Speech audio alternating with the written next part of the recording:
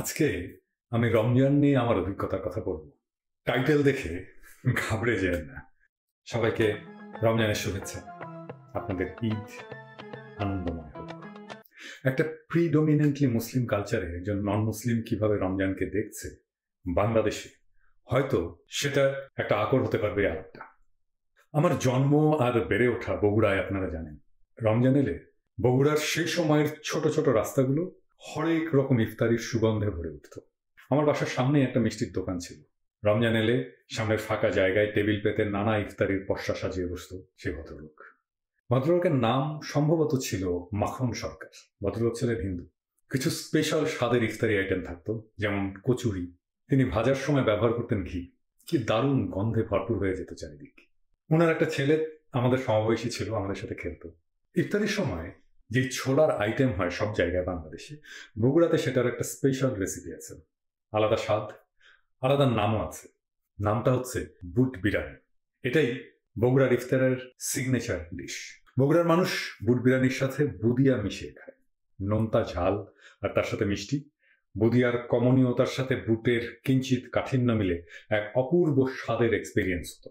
আমি পরে বগুড়ার বাইরে একই জিনিস ট্রাই করে দেখেছি, ওই স্বাদ আর পাইনি। এর স্বাদ পেতে হলে আপনাকে ওইখানে, ওই রাজাবাজারের পাশে বসে সেই মাহেন্দ্রক্ষণে ওটা খেতে হবে, নইলে সেই স্বাদ আপনি পাবেন না। রাজশাহী মেডিকেল কলেজে পড়ার সময় লক্ষ্মীপুর বাজারের একটা চমৎকার ইফতারির বাজার বসত। সম্ভবত রাজশাহীর সেরা ইফতারি ওইখানেই পাওয়া যেত। রাজশাহীতে থাকতে আজকে রোজার প্রথম দিন সেটা বুঝতে পারতাম তখনই, যখন সকালে নাস্তা করে আরামে একটা সিগারেট ফুঁকতে ফুঁকতে রাস্তা দিয়ে হাঁটতে শুরু করতাম। তখন কেউ পাশে এসে নাক ঢেকে নিচু স্বরে বলতো, ভাই সিগারেটটা নেভান। আমিও সলজ্জে সিগারেটটা ফেলে দিতাম। আমি ইউজুয়ালি নাস্তা করে সিগারেট টানতাম আমাদের মেডিকেল কলেজের চারুর ক্যান্টিনে বসে। কিন্তু রোজা আসলেই কোনো এক অজানা কারণে মনে হতো, আহা, এখন যদি রাস্তায় হাঁটতে হাঁটতে সিগারেটটা টানতে পারতাম। ঢাকায় আমি দেশে থাকা অবস্থায় যতগুলো ধরেন 5 স্টার 4 স্টার হোটেল আছে, প্রায় সব জায়গাতেই ইফতার খেয়েছি। কিন্তু বগুড়ার সেই ইফতারির স্বাদ তারা ছাড়িয়ে যেতে পারেনি। পুরান ঢাকার আমার দর্শকেরা মনে কষ্ট নেবেন না, আমি জানি পুরান ঢাকার ইফতারি দেশ সেরা, কিন্তু যে কোনো কারণেই হোক অথেন্টিক পুরান ঢাকার ইফতারি আমার খাওয়া হয়নি। যদি কোনোদিন দেশে ফিরি, একদিন দাওয়াত দিন, আগেই দাওয়াত নিয়ে রাখলাম। এটা তো গেল ইফতার খাওয়ার ঘটনা। কিন্তু একটা সময় সত্যি সত্যি আমাকে কিছুদিন বলা যেতে পারে প্রায় রোজা রাখতে হয়েছিল। আমি এটাকে বলি সিউডো রোজা, কারণ রোজার সময়টা কিছু খেতাম না, কিন্তু ওই সময়টায় আমি পানি খেতাম, সিগারেট খেতাম। সেটা আর এক কাহিনী। আপনারা অনেকেই জানেন না, আমার প্রথম চাকরি গ্রামীণ ব্যাংকে। গ্রামীণ ব্যাংক বললে ভুল হবে, আসলে ছিল গ্রামীণ ট্রাস্টে। গ্রামীণ ব্যাংকের একটা সহযোগী প্রতিষ্ঠান। আমি ডাক্তারি পাশ করার পরে ওখানেই জয়েন করি প্রথমে, এবং আমার সৌভাগ্য প্রফেসর ইউনুসের সাথে ঘনিষ্ঠভাবে কাজ করার সুযোগ হয়েছিল সেই সময়। গ্রামীণ ব্যাংকের ঋণ গ্রহীতাদের জন্য একটা স্বাস্থ্য বীমা প্রকল্প চালু করেছিল পাইলট বেসিসে গ্রামীণ ট্রাস্ট।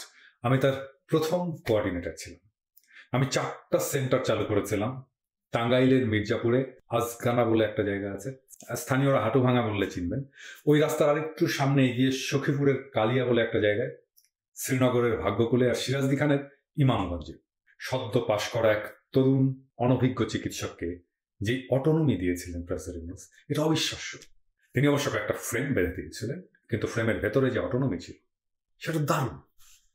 তিনি কোনো ইনোভেশনে, ওনার কখনো কোনো ইনোভেশনে কখনো কোনো না ছিল না। গ্রামীণ ব্যাংক কেন এত শক্তিশালী সংগঠন হয়ে উঠেছিল, তার ক্লাসিক কারণ হচ্ছে প্রফেসর ইউনুসের ম্যানেজমেন্ট আর লিডারশিপ স্কিল। অথচ অদ্ভুত ব্যাপার দেখেন, তিনি কিন্তু একাডেমিয়ার লোক, তিনি ম্যানেজমেন্টের লোক না। কিন্তু আমার দেখা one of the finest managers professor Yunus. যাই হোক, কাজে নামানোর আগে অবশ্য তিনি আমাদের এক্সটেন্সিভ ট্রেনিং দিয়েছিলেন নানা জায়গায়। ওই সময় আমি গণস্বাস্থ্যের একটা ট্রেনিং প্রায় 1 মাসের। জাফর ভাইয়ের সাথে, জাফরুল্লাহ চৌধুরীর সাথে ঘনিষ্ঠতা আমার সে সময়, সেটা আরেকদিন বলা যাবে, সেই গল্প, সেটা আর এক লার্নিং। এই ট্রেনিংয়ে, গ্রামীণ ব্যাংকের ট্রেনিংয়ের একটা গুরুত্বপূর্ণ পার্ট ছিল গ্রামীণ ব্যাংকের ফাউন্ডেশন ট্রেনিং। আমাকে গ্রামীণ ব্যাংকের একটা ব্রাঞ্চের অ্যাসিস্ট্যান্ট ম্যানেজার করে স্বল্পকালীন পোস্টিং দেওয়া হলো কিছু অ্যাসাইনমেন্ট দিয়ে। আমার পোস্টিং হলো পটুয়াখালীর দিবপুর বলে একটা গ্রামে। আমি তো নর্থ বেঙ্গলের মানুষ, আমরা যেভাবে ঢাকা থেকে অন্য জায়গায় যাই, আমাদের দেশে যাই আর কি। তো কাঁধে ব্যাগ নিয়ে গাবতলী যে একটা বাসে উঠে বসি, এবার হচ্ছে যে এইভাবে সদরঘাট যে একটা লঞ্চে উঠে বসবো। গেলাম এবং সারি সারি লঞ্চ, একটা লঞ্চে উঠে বসলাম, জায়গা পেলাম ছাদে। ভাবলাম ভালোই হলো, আর আমি বাতাস খেতে খেতে যাব। ওরে মা, লঞ্চ ছাড়তে এমন ঠান্ডা বাতাস শুরু হলো যে হাড্ডি পর্যন্ত কাঁপতে শুরু করলো। সবাই চাদর কম্বল মুড়ি দিল, তাদের প্রিপারেশন ছিল। আমার তো কোনো প্রিপারেশন নাই, আমি তো জানি না এরকম ঠান্ডা বাতাস সহ্য করতে হবে। তো আমি সারেংকে যে বললাম যে ভাই, আমি তো টের পাইনি সেরকম ঠান্ডা লাগবে, আমার একটা ব্যবস্থা করো। তো যাই হোক, তিনি দয়া পরবশ হয়ে নিজের ঘরটা ছেড়ে দিলে। পটুয়াখালী পৌঁছালাম। আমাকে গ্রামীণ ব্যাংক থেকে একটা ট্রেনিং বুক হাতে ধরিয়ে দেওয়া হয়েছিল, একটা লম্বা একটা ট্রেনিং বুক। ওখানে কি কি করতে হবে সেটা বলা আছে, এবং সেটা করতে হবে এবং লিখতে হবে অ্যাসাইনমেন্টগুলো। আর একটা খুব গুরুত্বপূর্ণ একটা পার্ট ছিল, যেটা আমার জীবনে বলতে পারেন একটা অন্যতম বড় অভিজ্ঞতা হয়ে থাকবে। সেটা ছিল একটা কেস স্টাডি, অনেকটা অ্যানথ্রোপোলজিক্যাল স্টাডির মতো। মানে একজন গ্রামীণ ব্যাংকের ঋণ গ্রহীতাকে বেছে নিতে হবে, কিছু ক্রাইটেরিয়া ছিল, যেমন খুব সংগ্রাম করে সে গ্রামীণ ব্যাংকের সাথে যুক্ত হয়েছে, গ্রামীণ ব্যাংকের ঋণ নিয়েছে, অনেক দরিদ্র অবস্থা থেকে নাটকীয়তার অবস্থার পরিবর্তন হয়েছে, এমন একজনকে বেছে নিতে হবে। তার জীবনের গল্প লিখতে হবে, তার কাছ থেকে শুনে শুনে। আর অবজার্ভ করতে হবে সে আসলে কি করে, তার দিনটা কিভাবে কাটায়, তার সময়টা কিভাবে কাটায়, কিভাবে কাজ করে, এমনকি কোন বেলায় সে কি খায়, সেটাও নিতে হবে। সেই সময় জানলাম যে পটুয়াখালী অঞ্চলে একটা খুব চমৎকার ডেজার্ট আছে। যারা পটুয়াখালী যাবেন, পটুয়াখালীর লোক না, তারা অবশ্যই এটা স্বাদ নেবেন। নাম হচ্ছে নারকেল মিঠাই, খুবই সুস্বাদু, এখনো স্বাদ মুখে লেগে আছে। যাই হোক, এতক্ষণ এই যে খাজুরা আলাপ দিলাম এই জন্যে যে আমার ট্রেনিং এর কিছু সময় পড়েছিল রোজার মধ্যে। তো গ্রামের মধ্যে গ্রামীণ ব্যাংকের ব্রাঞ্চ, নিচে অফিস, আর উপরতলায় আমরা থাকি।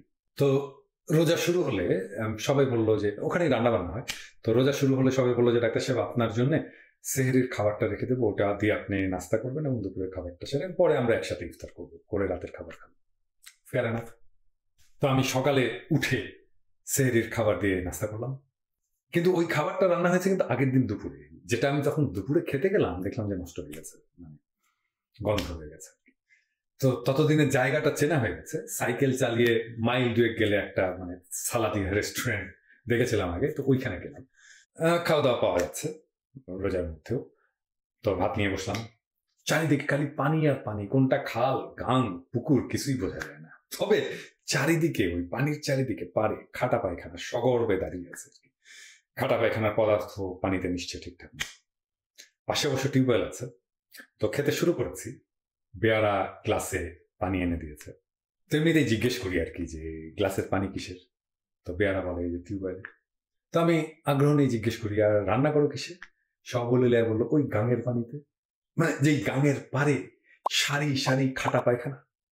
আমার তো নারী ভুড়ি উল্টে এলো, মানে ব্যাংকে ফিরে এসে বললাম যে ভাই, আপনাদের সাথে সেহরি আর ইফতার করবো এখন থেকে, আর মাঝখানে আর কিছু খাবো না।